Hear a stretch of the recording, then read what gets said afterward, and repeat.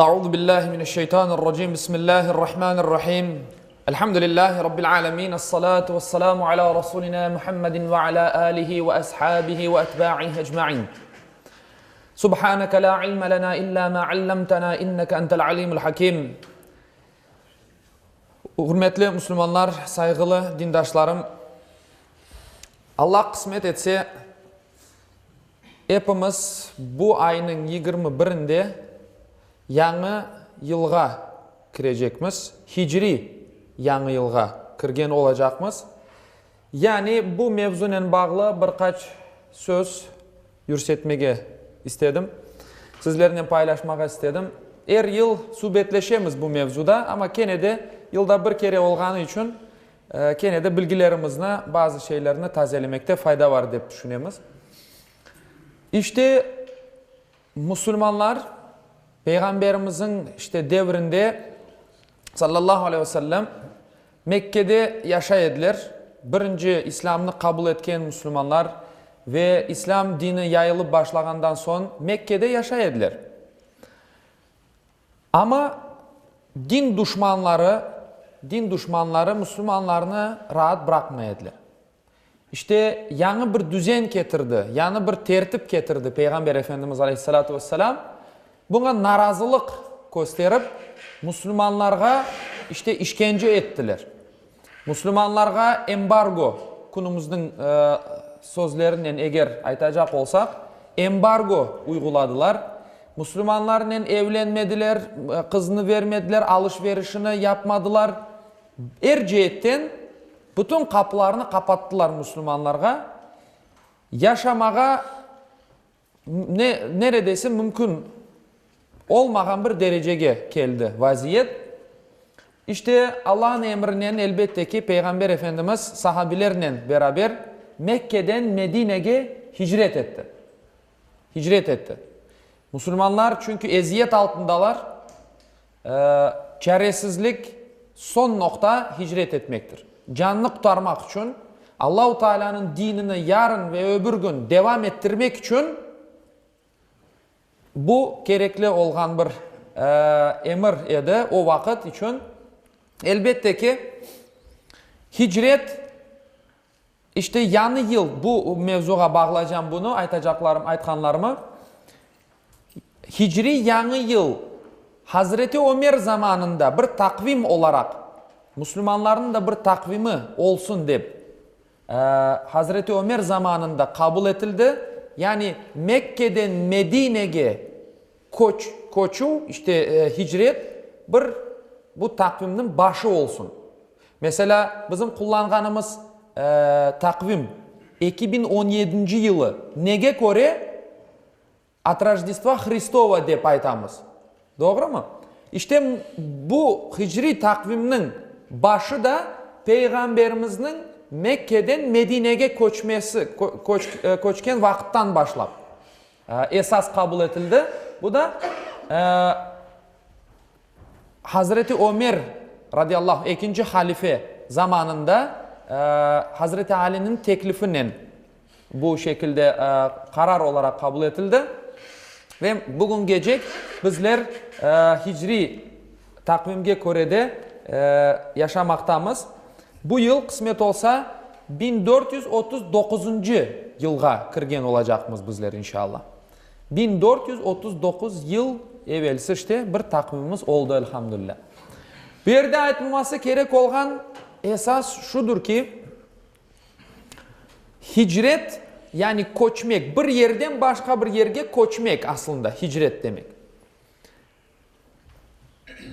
Esas koçmek Peygamberimizin de aytkanı gibi Allah-u Teala'nın yasak etken şeylerden uzak durmak, ondan koçmek, başka bir yerge gitmek demek. Yani aramlıklardan helalga koçmek. Yani zulümden barışka koçmek. Esas bu hicret bu şekilde anlaşılması gerektir. Mesela Peygamberimiz ayta el-muslimu men selimel muslimune min lisanihi ve yedihi. Müslüman kişi kimdir?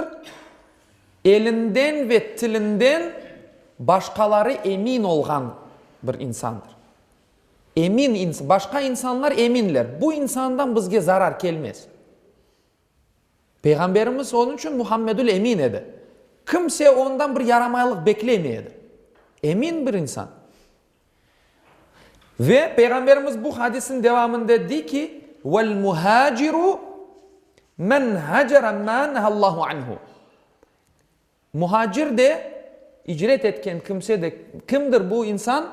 Bu insan da Allahu Teala'nın ona yasak etken şeylerden icret etken, koçken bir insandır muhacir. İşte asıl koçu bizler buna etmek gerek, Allah'a koçmak gerek. Yani cahillikten aytkanımız gibi ilimge, zulümden barışka bizler koçmak gerekmiz. Elbette Allahu Teala Kur'an-ı Kerim'de buyura ve kâle inni muhacirun ila rabbi. İbrahim Aleyhisselam di. Yani şüphesiz men Allah'a koçken bir muhacirim di. İla rabbi. Rabbime, yaratıcıma koçem men. Yani insanın niyeti Allah'a koçmak, Allah'ın emirlerine koçmak. Peygamber Efendimizin sünnetine koçmak. Esas hicret budur. Yani özümüzge yanı bir mekan kıdırmak değil. Şunun tibini altını çizmek gerek. Elbette bazı vaziyetler var dünyada Allah göstermesin. İşte Peygamberimizin başına gelgen şeylerde bizim başımızga da zamanında gelgen şeyler bugün Myanma'da, Birma'da Müslümanların başına gelgen bir şey. İnsanlar mecbur. Öz vatanından, öz toprağından koçmak mecburlar insanlar. Yoksa yok olacaklar. Yani tamirlerini kesip atacaklar. Ya bu vaziyette elbette mekan değişikliği işte Peygamberimizin de sünnetinde olduğu gibi yapılır. Mekke'den Medine'ye geçti. Aslında bakın şu hicretinin bir emniyeti daha var. Medine şehri, acılıkka barganlar bilirler. Medine'nin adı ne vakit Medine oldu? İşte Peygamberimiz koçkenden sonra Medine oldu. Çünkü Medine'nin eski adı Yesrib'tir. Yesrib. Ama Medine medeniyet demektir. Peygamber Efendimiz medeniyet getirdi o yerge. Medeniyet, kultura getirdi. Bütün halklar, çeşit halklar yaşayadı. Yahudiler de yaşayadı Medine'de, Yesrib'de. Yani farklı milletlerge, farklı dinlerge mensup olan insanlar da bir arada yaşamakını öğretti Peygamberimiz. Bir düzen, bir ahlak, bir terbiye, medeniyet getirgendir Peygamber Efendimiz hicretle beraber. Ve bir kere işte hicret esnasında Peygamberimizin böyle bir hadis-i şerifi var. Peygamber Efendimiz aleyhissalatu vesselam innemel a'malu bin niyet de buyuruyor. Bütün ameller niyetlerge göredir. Bütün ameller yapkan bütün işimiz niyetimizge göre. Ve bunun devamında hadiste devam ete kim Allah ve peygamberi için icret eteyse onun hicreti yani onun koçması Allah ve peygamberi için olup sayılır, ona göre sevabı alınır. Kimdi? Bir sahabi çünkü soradı eğer men koçsam sizinle beraber bir sevgilim var Medine'de. Ona barsam o niyetim o ise eğer o olsa benim icretim sayılır mı deyip soragan Peygamberimiz. İşte Peygamberimiz de ayta eğer hicret yapkan kimse Allah ve peygamberi için icret eteyse onun icreti Allah ve peygamberi için. Kimdi?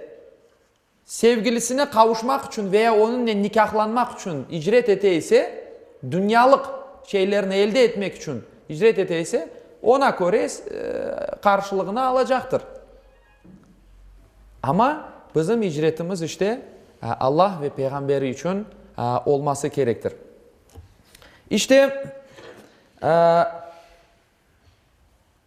Peygamberimizin çok sevgen şehri Mekke idi. Ve Peygamberimiz ne dedi?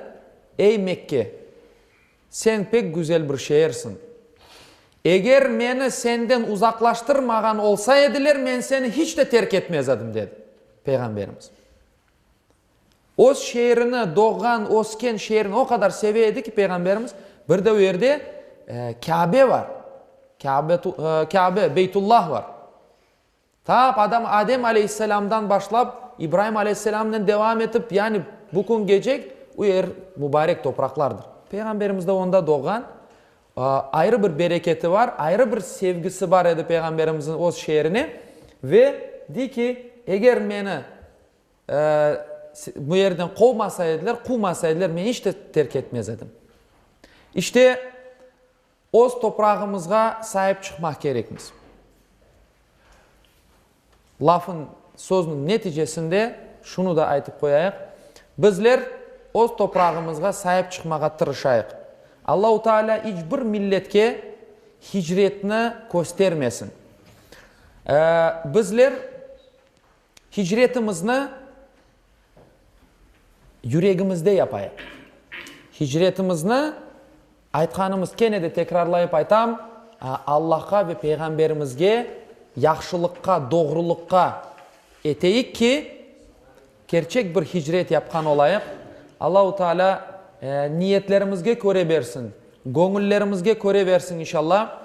Ve bu vesilenin hepinizin gelecek yılımız 1439. yılımız Hicri yılımız hayırlı mübarek olsun inşallah. Bu yeni yılda bütün acılar toktasın.